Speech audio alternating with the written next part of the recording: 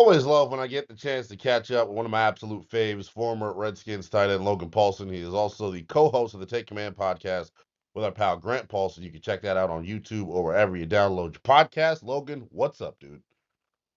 Not much, man. How you doing?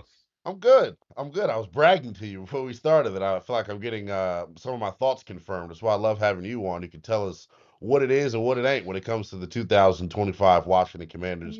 I want to hop in the time machine real quick. We'll go back to Monday night in that first half in particular. What did you like about this Commanders defense, and what do you think is replicable of what they did in that first half? Yeah, I mean, I think I like what everybody liked in terms of like when you talk defense. I thought you felt like the speed, you felt the intensity, you felt the tackling. I think you also felt, you saw their ability to turn the football over and how that totally changed the complexion of the game. I think most of that stuff is repeatable. Obviously, I think turnover. I'm a big guy that thinks like turnovers is a little bit more luck than people want to give it credit for, but. Yeah. I think when you play fast, when you play physical, when you play with good energy, when you support each other as a team, I think you're tipping the deck in your favor with the turnover stuff. So I think the energy, the physicality is something that I'd love to see kind of carry over to this week. And if they can keep playing with that kind of juice, again, penalty-free football, really sharp on the details in that first half, I think that's going to bode well for them moving forward. And it gives me a lot of optimism because we've seen it, right? Like people are like, why are you so optimistic? It's like, well, I've seen them do it for a half. Now it's can they do that for 60 minutes? Because if they can, they got a shot to win every football game they're in. So it's amazing, man. I was having this conversation with your fellow Bruin tight end, Rick Doc Walker. He was like, man, said to him, like, well, that's the worst thing they could have possibly done was do what they did in the first half. Because now we've seen that you can do it, like you just said. So the expectation, I think, raises, and it really gives me a sense of optimism the rest of the way because that offense is as good of an offense that you're going to see the rest of the way. So if you could correct some of the small details moving forward, I think you can have some success. One guy in particular I want to ask you about, Logan, somebody that I've been on since camp. Jacob Martin, man, just plays with this relentless energy that I wish permeated throughout the rest of the defense. What have you seen from him, and how cool is his story when you think about really this Logan being the most playing time I think he's ever really gotten in his career, right? No, I think that's approximately right. He's always kind of had the situational pass rush tag. I think he played a little bit more on first, second down last year when he was in Chicago. Obviously gets injured, but I do think as a guy that jumps off the screen. Like you see, I tell people this. I played with him for a brief time when I was in Houston, and the thing that I always took away from practicing against him and from talking with him is that he's like obsessed with pass rush. He's obsessed with football, and I think when you reference his energy, like that's the stuff that comes to the forefront. You know what I mean? It's like he's just very passionate about football. Like you see his ability to kind of work his timing on the cross chop. He's got a good, nice low center of gravity and nice strength through the long arm. Like he's got a bunch of different moves and a bunch of different. You could tell he's practiced a lot and understands when and how best to throw them. So I think yes, you mentioned the energy. I think that's important, but also I think there's a lot of skill there associated with him as well.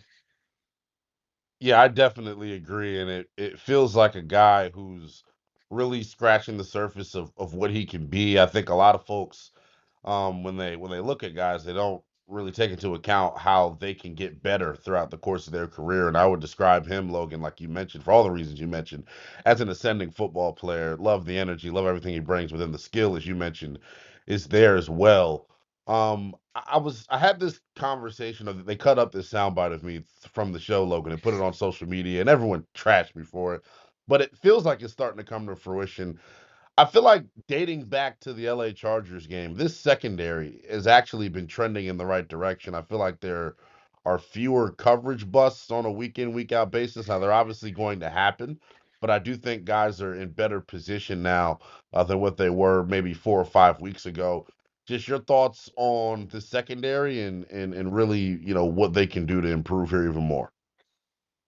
I think you're kind of spot on with that. I think obviously there's things that they could be doing better. I think people remember the Dallas game, and that's kind of the one data point that sticks out. But like you mentioned, the Chargers game, that's a really solid performance. Bears game, solid performance, and I think they played really well actually against the Kansas City Chiefs. And people say really well, Logan. I said, well, look at Trey Amos with a couple of PBUs, obviously Marshawn with the interception, and then obviously Travis Kelce and Rashid Rice, excuse me, doing most of their damage on the interior underneath. So I really think the secondary's played well. Obviously, there's the penalty last week that Quan has, which is, depending on who you talk to, a little bit ticky-tack. But again, like it is a penalty. And again, cleaning up some of those kind of youthful mistakes, I think is going to be a big deal for him. But outside of that, man, like if you wanted to see a guy that was playing with tremendous urgency, like Quan was that guy, and I think T.O. played really well. Tyler Owens did a great job. So I don't disagree. I think they're trending in the right direction, but I also think it's important to give that some context. Like when they play top shelf wide receiving talent,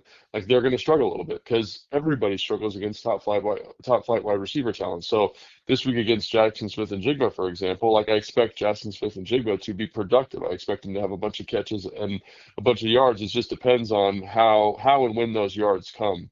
So I think that's something to give a little bit of context there on that, And I think, but I do agree with you. I think overall, the last couple of weeks they played really well outside of the Dallas game, really.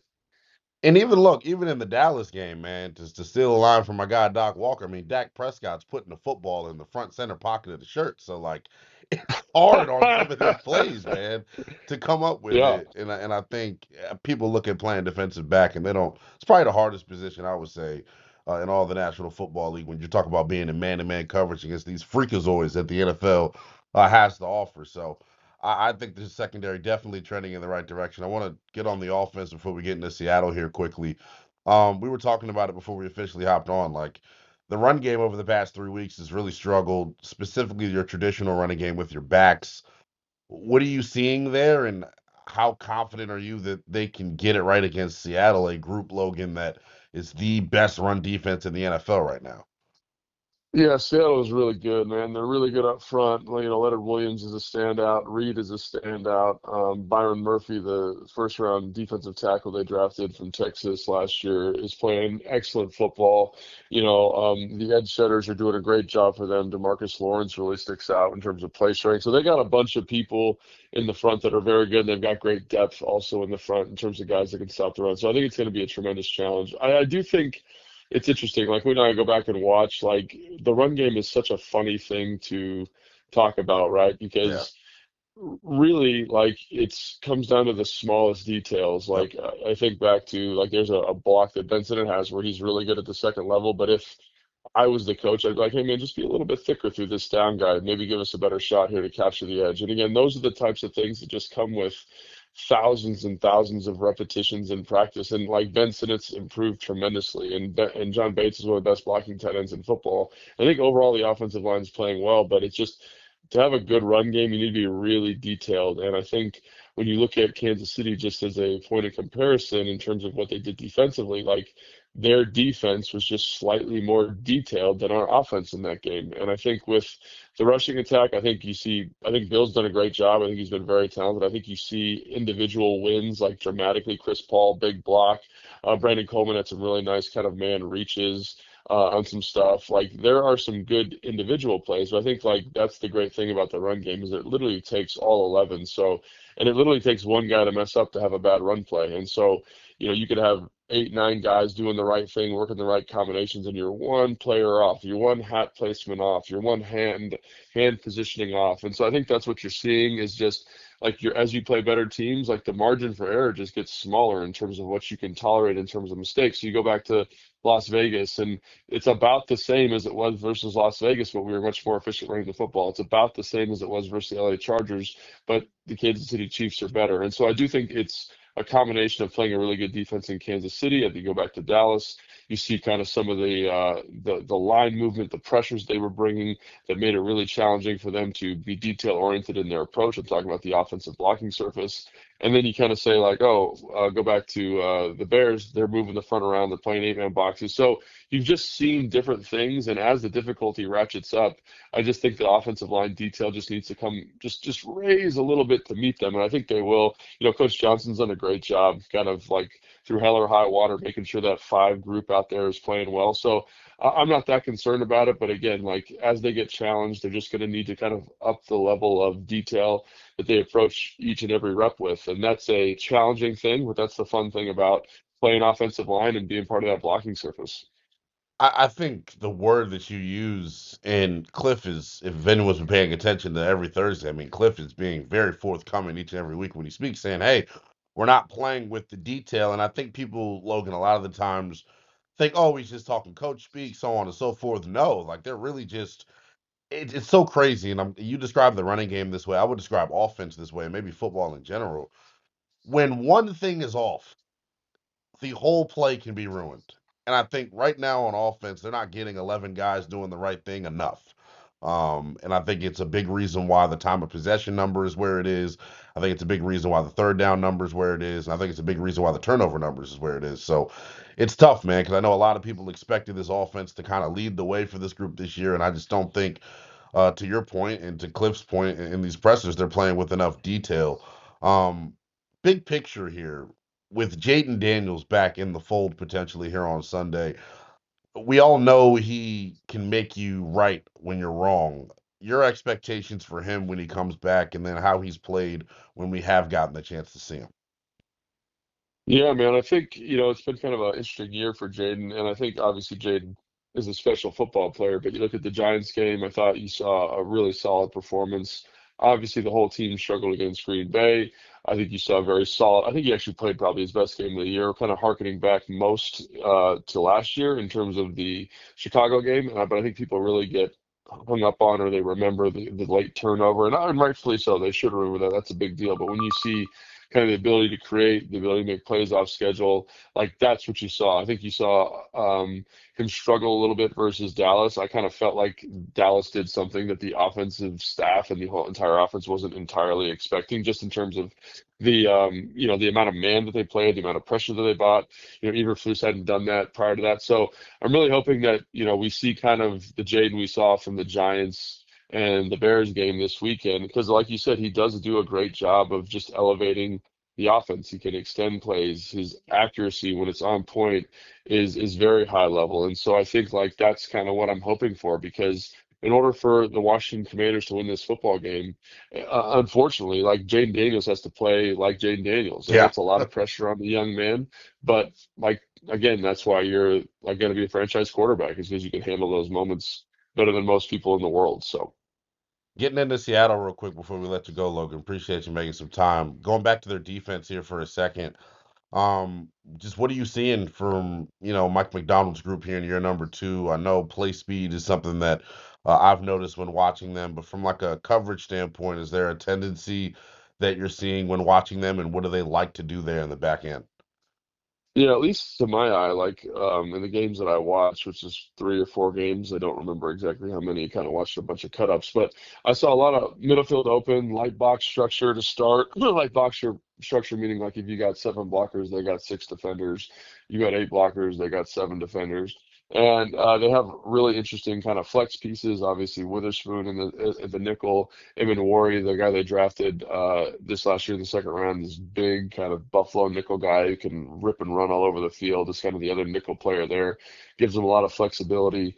I think their personnel in the front, we've talked about quite a bit, are very talented, but they're also very diverse. I think when you look at, guys like Boya Mafe and some of these Derek Hall, these kind of backup rotational guys, they Yeah. present issues in terms of how are they in coverage? Are they rushing? Are they a four down defensive end? Are they a 3-4 outside linebacker, right? Mike Morris, kind of same thing. And they all are kind of different body types, and they present different things for the rushers. So that's kind of base first and second down. They do a good job kind of disguising their coverage from that too high, two shell look, because they'll get to cover three. They'll run some pressures on first down. But I think the thing that really makes them special is like in those money downs, like those winning football moments, they brought a lot of that stuff that Mike McDonald did in Baltimore, where it's like, hey, we're going to find overloads. We're going to break your protection rules. We're going to create good pressure, and we're going to win in these high pressure moments. And they've done a great job of that so far. So they are going to be a tough out. They're going to present a lot of challenges from a protection communication standpoint. But all teams in the NFL are good, and it just so happens that Washington Commanders have played a bunch of good ones in a row here. Yeah, to wrap things up, looking at what they do on offense, I know Sam Darnold is playing. I think Logan, the quarterback position, as good as anybody in the NFL in terms of accuracy, extending plays. the whole nine. He's been awesome. Jackson Smith and Jigba is the big target that he likes to go to. Their running game, though, Logan, has not been able to get on track. Washington's had some issues here outside of the tackles, stopping the run here in recent weeks. What do you make of that matchup here? Yeah, I mean, they're going to run the football, man. They have like the highest run percentage in the NFL of any team. It's not super efficient, obviously, but they are committed to running the football. And I think they're a team that, Sam Darnold's playing well, but they understand that it's hard. And so they do a really good job when you watch the game of like limiting the stuff that Sam Darnold has to do on like a down to down basis. You're going to see a lot of play action. You're going to see a lot of keepers. You're going to see a lot of boots. They're going to move the pocket a little bit. But it all kind of stems off of the fact that you have to play an honest game defensively for 4 quarters of football. And then all of a sudden you get an explosive chunk to Jackson Smith and Jigba off of play action. And then in the red zone, Slam Darnold's going to absolutely deliver a dot, through a tight window to Jackson Smith and Jigba on a post or on a crosser. And like he just has the ability to elevate because he's so talented. He's a former first round pick for a reason. And you see that arm talent, you see that athleticism pop through for Sam Darnold in these moments. So this offense they're going to run the football. It might not be super efficient, but what they're trying to do is keep the load off of Sam Darnold, and then in those big moments, let him absolutely deal. And so far this year, he's done that. So the key you're saying is making them one dimensional, I would assume. So, Well, I mean, they kind of make themselves one-dimensional because their rushing efficiency right. is not great. But like, what I would say is that like you have to play honest, right? Yeah. So like, we're going to fit every run, and then we got to make sure we have great eye discipline and coverage. Like, we cannot be lax. We cannot let them get free runners, guys open down the field. We can't let Cooper Kupp sneak out of the backfield on this leak route for a 40-yard chunk. Like, we just can't do it because like when you look at the math, when you look at the statistics of football, explosive plays lead to points, right? Whether you score on the Right. play or whether you score in the subsequent plays, or whether it just flips the field position, right? Those chunk plays are huge. And right now they have the highest explosive play rate in the NFL, and it's because of these play action shots and Sam Darnold's arm talent. So to me, like they're going to try and lull you to sleep almost with the rushing attack, but when that big moment comes, like you have to make a play down the football field. Logan, I appreciate you as always, my man. We'll catch up soon, man. Thanks, and I appreciate you.